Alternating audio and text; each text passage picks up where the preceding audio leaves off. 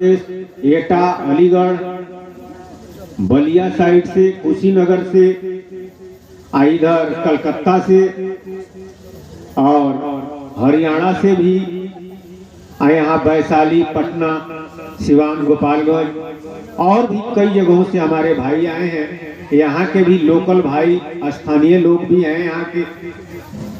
आज सतगुरु पूजा के अवसर पर हम सभी भाई बहन एकत्रित हुए हैं। महाराज जी सतराम बाबा कहते हैं कि चरण सतगुरु बंद के सुमिरो रामे राम, महिमा अगम अपार है सत राम के नाम। सबसे पहले सतगुरु महाराज के चरण की वंदना, तब राम नाम का सुमिरन। दुइये गो बात है, सतगुरु और राम नाम, सतराम। लेकिन सतराम नाम या राम नाम की प्राप्ति या राम नाम का मर्म हम लोग तभी जाने जब सतगुरु महाराज की विशेष कृपा हुई या सतगुरु महाराज मिले। इससे पहले हम राम नाम की मर्म, राम नाम का जो रहस्य है, महिमा प्रताप तो बहुत लोगों ने सुना है, लेकिन मर्म सब लोग नहीं जानते हैं। महिमा जैसे गणेश की महिमा जानते हैं, महिमा जासु गण राउ, महिमा जासु जान गण राउ, तब प्रथम पूज्यत नाम प्रभाव। गोसाई जी ने लिखा कि राम नाम की महिमा जाने तो प्रथम पूज्य बन गए, मरम नहीं।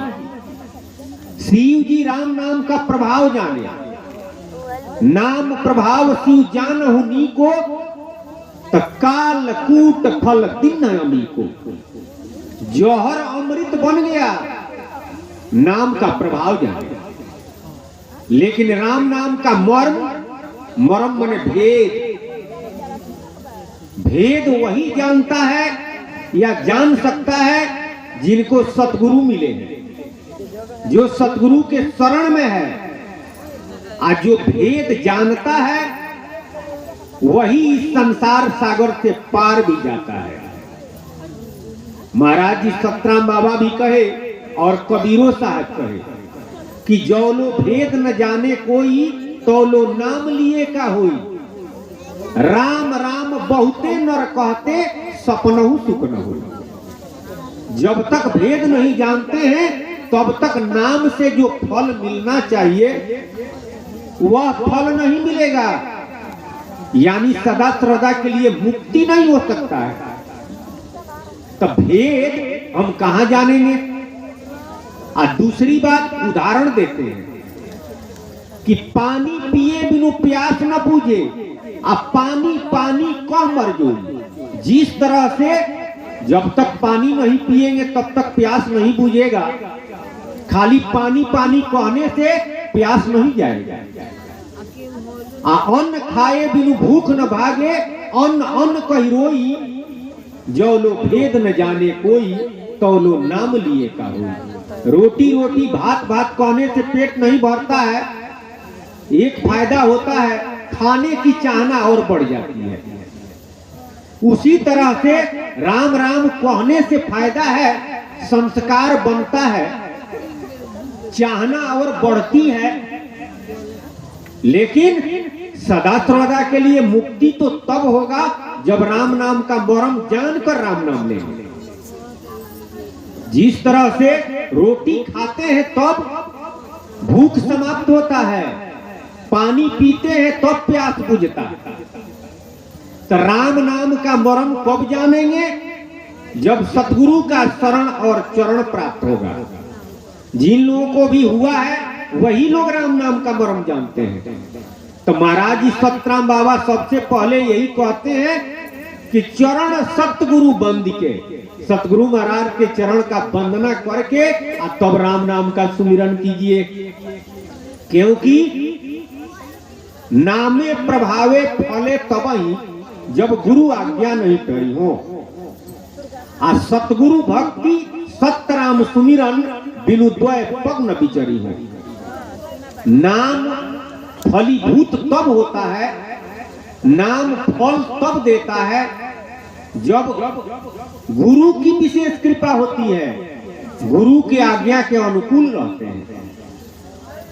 यानी सभी गुरुओं के सिरमौर गुरु सतगुरु हैं, उनका चरण और शरण प्राप्त है और उनके आदेश के अनुसार है, क्योंकि नाम इस संसार में सतगुरु ही लेकर आए हैं और उन्हीं के विशेष कृपा से मिलता है। तो दुइये वो बात है, सतगुरु की भक्ति और सतराम नाम का सुमिरन। एक पैर से आदमी चल नहीं सकता है, चलने के लिए दो पैर भगवान ने दिया है, एक पैर अगर समाप्त हो जाता है तो लंगड़ा हो जाता है आदमी। तो एक पैर सतगुरु की भक्ति है और दूसरा राम नाम का सुमिरन है, बल्कि राम नाम का सुमिरन सतगुरु बतलाए हैं और बतलाते हैं कि किस तरह करना चाहिए। राम नाम का मर्म सतगुरु ही बतलाए हैं, इसलिए चरण सतगुरु बंदी के सुमिरो रामे राम। महिमा अगम अपार है सतराम के नाम। सतराम जी के नाम राम नाम का महिमा अगम है, अपार है, कोई पार नहीं पा सकता है। इसलिए जब सतगुरु का शरण गहेंगे, सतगुरु का वंदन करेंगे, तो राम नाम के बारे में, राम नाम के महिमा के बारे में, प्रताप के बारे में, प्रभाव के बारे में, मरम के बारे में हम जानेंगे। तो चरण सतगुरु बंदी के सुमिरो रामे राम, महिमा अगम अपार है सतराम के नाम। नामी नाम समान है जानत संत सुजान। अब प्रभु तो दिखाई नहीं देते हैं। महाराज जी सतराम बाबा कहे कि हंसा साहिब है बड़ी दूर, मालिक बहुत दूर है। दूर नहीं, बहुत दूर है। हम आए हैं दूर से, आज जाना है बड़ी दूर। आए हो तू दूर से, आज जाना है बड़ी दूर। आज 3 लोक में डेरा डाला तो होगा चकनाचूर। यानी जहां से हम आए हैं वहां तक अगर जाते हैं तो फिर आएंगे। अब मालिक वही नहीं है, उससे भी आगे है। इसलिए हंसा साहिब है बड़ी दूर, यानी भवसागर से पार। तो कैसे मिलेंगे? सब जीवन संग नूर है उनका, जोनी जगत भरपूर। उनका नूर सभी जीवों के साथ है। राम नाम तो दूर नहीं है, आशा है तेरी दूर, लेकिन उनका नाम नजदीक है। अगर नाम पकड़ा गया, नाम में हम ख्याल करते हैं तो प्रभुए में ख्याल करते हैं, प्रभु की प्राप्ति हो जाएगी। और दूसरी बात, प्रभु में और नाम में कोई अंतर नहीं है। गोसाई जी ने लिखा कि समुझत सरिस नाम और नामी, प्रीति परस्पर प्रभु अनुगामी। समझ लेने पर प्रभु और प्रभु के नाम में कोई अंतर नहीं है। जो काम प्रभु से, वही काम प्रभु के नाम से। रति बराबर भी इधर उधर नहीं होगा। गोसाइयों जी लिखते हैं, हमारे सतराम बाबा भी कहते हैं और संत लोग भी कहते हैं, समुझत सरिस नाम और नामी, प्रीति परस्पर प्रभु अनुगामी। कोबड़ छोट कहते अपराधु, सुनी गुनी भेद समझिए साधु। प्रभु को अगर छोटा कहा जाए और नाम को बड़ा कहा जाए तो यह अपराध है, गोसाई जी कहते हैं। प्रभु को बड़ा कहा जाए, नाम को, प्रभु को छोटा कहा जाए, नाम को बड़ा कहा जाए, या नाम को छोटा कहा जाए, प्रभु को बड़ा कहा जाए, तो ये दोनों अपराध है। तुलसीदास जी कहते हैं, इस बात को जो लोग साधन करने वाले हैं वे लोग बूझते हैं, वे लोग जानते हैं कि नाम और नामी में कोई अंतर नहीं है।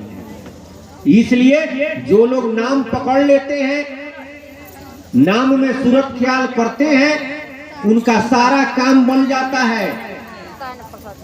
अब कुछ लोग कहेंगे कि वह नाम है किसका, यानी वह नामी कौन है जिसका नाम राम है। तो रामचरितमानस में गोसाई जी निर्गुण ते यही भांति बड़ो नाम प्रभाव अपार, आ कहूं नाम बड़ो राम ते निज विचार अनुसार। कुछ लोग कहेंगे कि निर्गुणे का नाम है, जो तुलसीदास जी कहते हैं अच्छा है। जो लोग सर्वगुण उपासक हैं, उन लोग कहेंगे कि सर्वगुणे का नाम है। लेकिन यहाँ कहते हैं कि निर्गुण से भी बड़ा नाम है, हमारा निज विचार है। निर्गुण ते यही भांति बड़ो नाम प्रभाव अपार, आ कहूं नाम बड़ो राम ते। जो भगवान अवतार लिए थे, यानी सर्वगुण से भी बड़ा नाम है और निर्गुण से भी बड़ा नाम है। तो अगर निर्गुणे का नाम रहता या सर्वगुणे का नाम रहता तो नामा यहाँ पर अपराध लगता, क्योंकि तुलसीदास जी कहे कि अगर किसी को छोटा और किसी को बड़ा कहते हैं तो ये अपराध लगेगा। इसलिए कोई छोटा बड़ा नहीं है। एक जगह कहते हैं कि निर्गुण से बड़ा नाम है, सर्वगुण से बड़ा नाम है। तो अगर निर्गुण का नाम होता या सर्वगुण का नाम होता तो अपराध लगता। इसका मतलब है कि वह नाम न निर्गुण का है न सर्वगुण का। तो किसका है? ब्रह्म राम ते नाम बड़ा वरदायक वरदानी, आ राम चरित सतकोटि मह लिए महेश जिए जानी। ब्रह्म राम यानी निर्गुण ब्रह्म और सर्वगुण ब्रह्म दोनों से बड़ा नाम है, दोनों से बड़ा नाम है। एक जगह दूसरे ग्रंथ में तुलसीदास जी कहते हैं कि सर्वगुण रूप रुचि सरस नहीं, आ निर्गुण मनते दूर, आ तुलसी सुमिरो राम को नाम सजीवन मूल। सर्वगुण रुचता नहीं है, कहाँ है? सर्वगुण में परिवर्तन होता है। सर्वगुण एक समान नहीं रहता है। अरे सर्वगुण बनता है और बिगड़ता है। जैसे शरीर हमारा आपका किसी का कभी बाल्यावस्था, किशोरावस्था, युवावस्था, वृद्धावस्था, एक दिन समाप्त। तो एक समान है, अब परमानेंट रहता है। तो ज्ञान दृष्टि से तो नस्वान है, एक दिन समाप्त हो जाता है। इसलिए यह रुचता नहीं है। आ निर्गुण मनते दूर, आ निर्गुण मन के पकड़ से दूर है। आ दूसरी बात, निर्गुण ब्रह्म में गुण कछु नाही, केवल ज्योति निहारो। आ अंत समय माया भरमाती, सो न बचाओन हारो। निर्गुण ब्रह्म में, अरे निर्गुण का मतलब होता है गुण से रहित, केवल ज्योति निहारो। अंत में ज्योति देखने वाले को जोनी माने शरीर माया दिखाने लगती है। अरे ज्योति का रूपांतर जोनी है।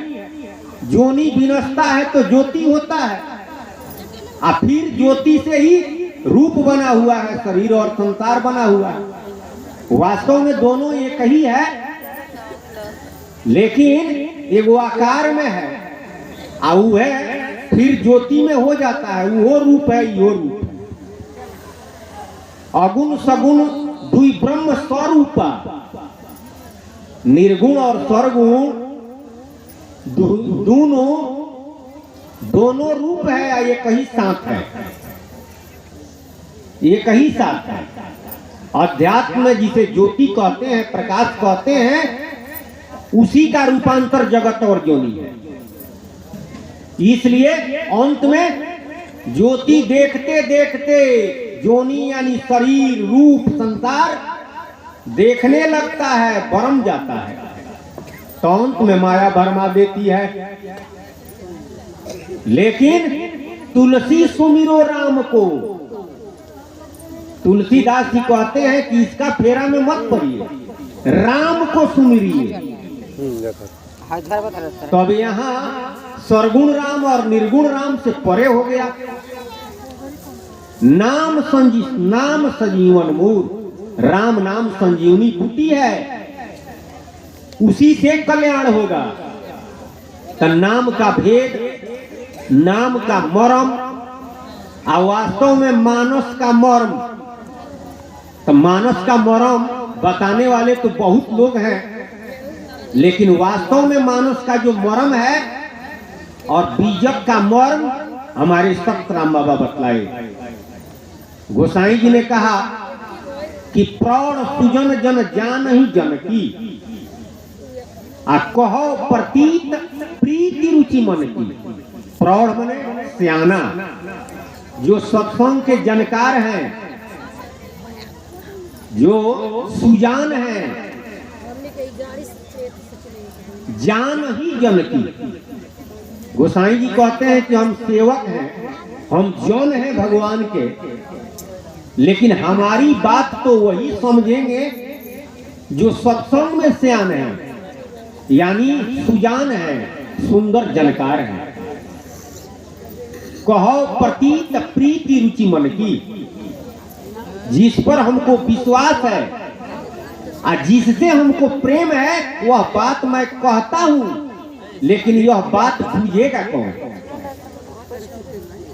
जो सियाना है, यानी सत्संग में सियाना है, सुंदर जानकार है, वही इस बात को बुझेगा। कबीर साहब जी कहे कि पढ़ने का हद समझ है, आ समझ का हद है बूझ, आ बूझ का हद सूझ है, आ कह कबीर तब जूझ।